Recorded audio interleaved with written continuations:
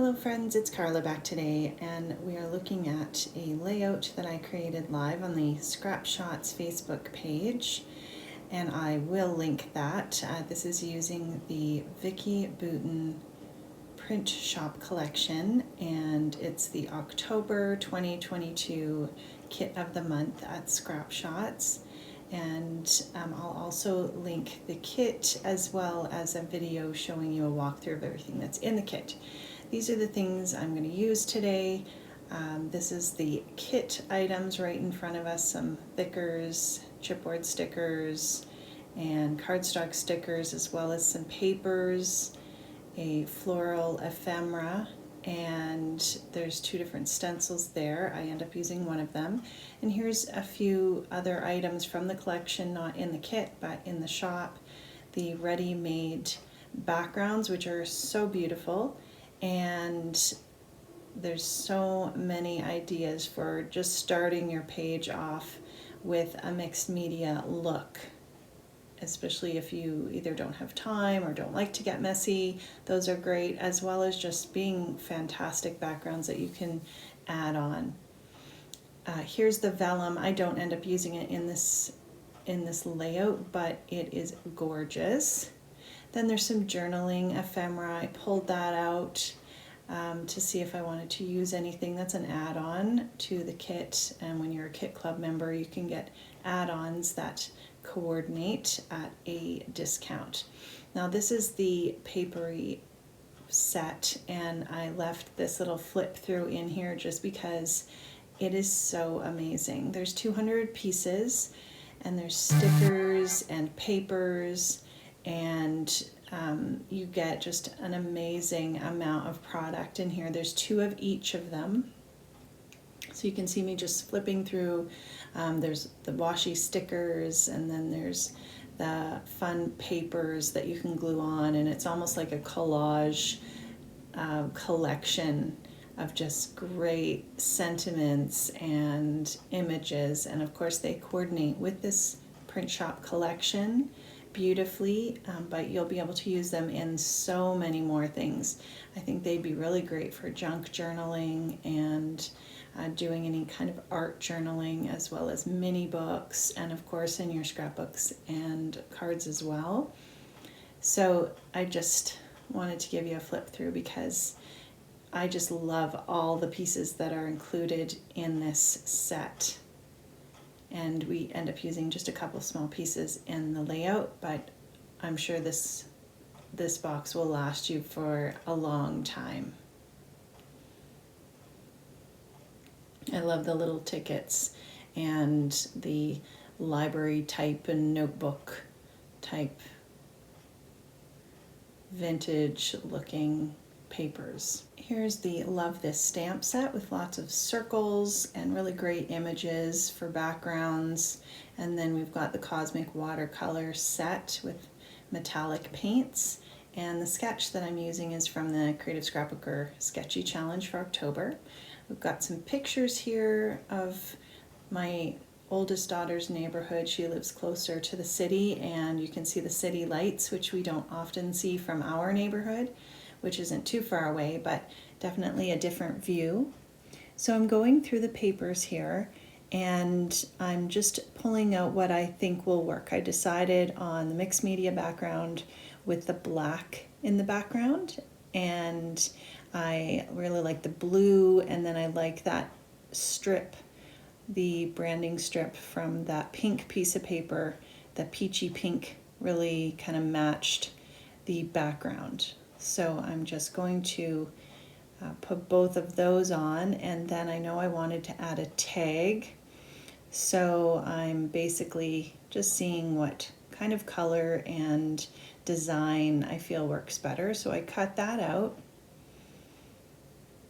and that's going to just tuck behind my picture. And I'm kind of following that sketch, but I'm okay if I deviate from that a little bit. I've got a piece of the text paper, and that's going to be my mat behind the larger photo. And then I have this really great heart stencil from the Vicki Boutin stencils, and some embossing glazes from Tim Holtz. and they are translucent, so I will still be able to see the background and see that black there, and I'm going to add some stamping on first. I know that after I add on the embossing powders, that's going to give me some texture, and we're going to do a little technique with embossing paste here in a bit, or the texture paste, the grit paste. So I wanted to do the stamping first on a flat background, and then I can start layering on the paste and the embossing powders. So I'm just grabbing those stamps, some coordinating Distress Oxides, the saltwater taffy, and the speckled egg. And I just went through my inks before I started and kind of grabbed out a few of the ones that coordinated with this collection. There's such a great image on the back of those tags as well. And I really like this kind of shiny, sunshine-like stamp there. And I used a little bit of the shabby shutters with that. I'm kind of creating a triangular effect with the stamping in 3 different areas.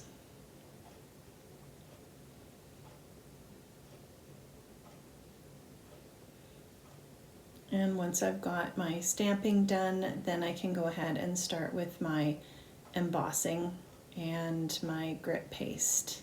So the grit paste is from Tim Holtz and Ranger, and it is the one I'm using is translucent. There's also an opaque one, and it's got a little bit of a grit in it.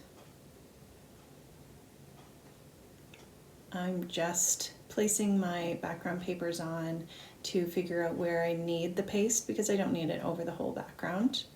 Grabbing that paste with the back of the palette knife, that's going to make it easier to spread, and I don't even mind if I don't completely cover a heart.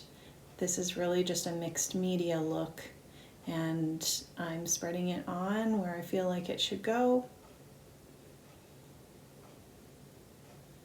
And then down at the bottom as well, just adding a little bit of that paste. And then you just want to make sure that you rinse your stencil off, and while your paste is still wet, that's when you're going to start adding the embossing powder. So I'm grabbing a pinch of the powders with my finger and just wiping my fingers off in between so I don't mix the powders. And I'm just sprinkling those on because I do want a few different colors on those hearts, and I don't want to pour on one color and then pour it off and have a big blob of one color. I really want a mixture. So this technique helps you if you want to just get a mixture of those colors, kind of like that party mix kind of idea. And then I'm tapping the bottom with my fingers, and you can see the embossing powder just kind of moving around. And Tim Holtz has showed this technique lots of times when he's used his embossing powders, the glazes. So because we're heating the powder and the grit texture paste, you're going to get bubbling, and the embossing powder is going to melt and give you that shiny effect. So it just really gives you a really great texture. And it's so fun, and that heart stencil is just fabulous. So you can still see the background of the stamps because the embossing glazes are translucent. Now I cut a piece of the paper to fit on the left-hand side, and I'm just gluing that down. These background papers are a little bit smaller than a 12 by 12, which is fine. I'm just going to end up trimming off the bottom. If you felt like you wanted to layer them on a 12 by 12 piece of paper, you could. I'm just going to put my whole page in a page protector, and so really that doesn't bother me that it's just a little bit smaller. And I just used a hole punch and cut out the hole, punched out the hole for the tag, and I'm adding some of the speckled egg right around that text paper to give it a little bit of color. I really like that text paper with the splatters on it, and that's where my large photo is going to go. And I'm going to add a little bit of the saltwater taffy around the pink tag. I love these colors together, and I feel like they really complement the photo as well, or the photos. And the Cosmic watercolors, they go on very smooth. They're really great to paint images. I'm just using them today to do a little bit of splatters, so I pulled out the blue, and the water brush comes with it. It's kind of a little mini water brush, which is really cute. And I also have a little bit of water so that I don't have to squeeze all the water out. I can rinse my brush when I'm changing colors or when I'm finished with it. And I just add some splatters on that background and on my tag. So I know that I want it on the bright side, just referring to the lights in the background as my title.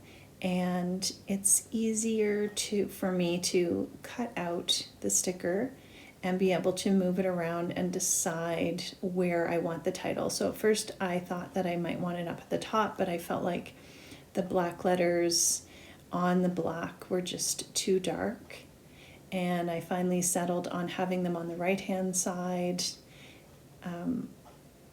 in this order, so that the words and the letters showed up a little bit better on the white part.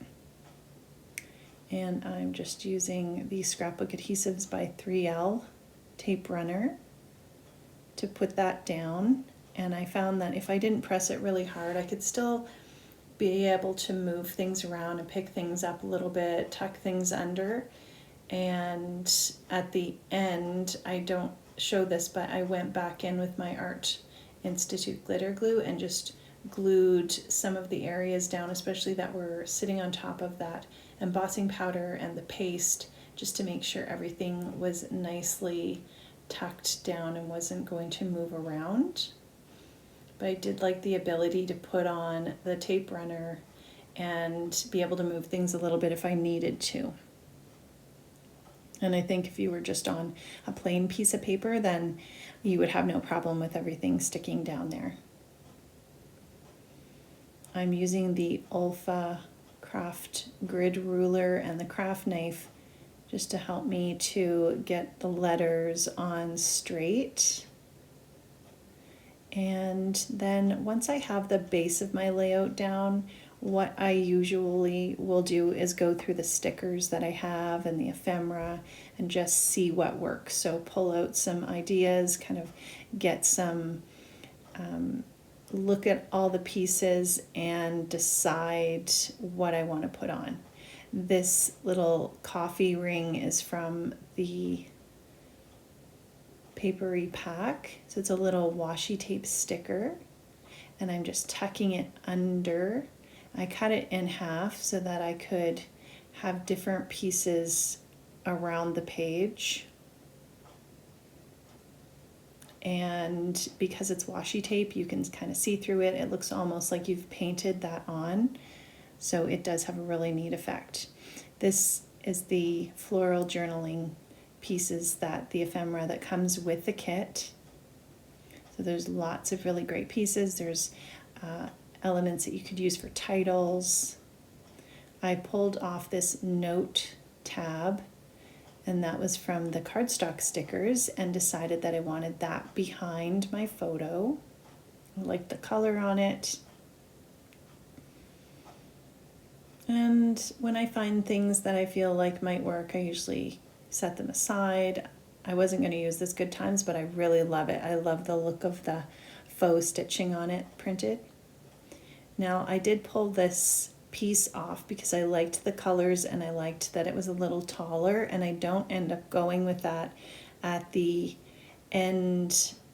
You'll see the photo, the finished photo, and I do end up adding a cluster of different ephemera pieces. Some of them were from the journaling ephemera from the add-on bundle. I decided to add one of these really pretty butterflies from the background paper, so I fussy cut them. There are also butterflies in the ephemera packs and the stickers. I just like the size and the color of this one, and I think it's really easy to add embellishments using your background paper, so don't forget about trying that.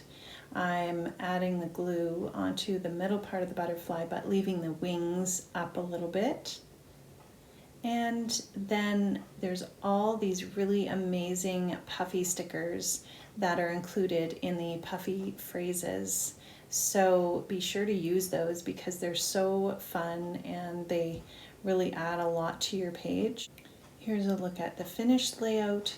I've got a little cluster on the left that I replaced the flowers, that background with the embossing glazes and the grit paste, and some journaling there with my Sarasa pen. I will link the blog post where you can see all the photos up close. And thanks so much for stopping by.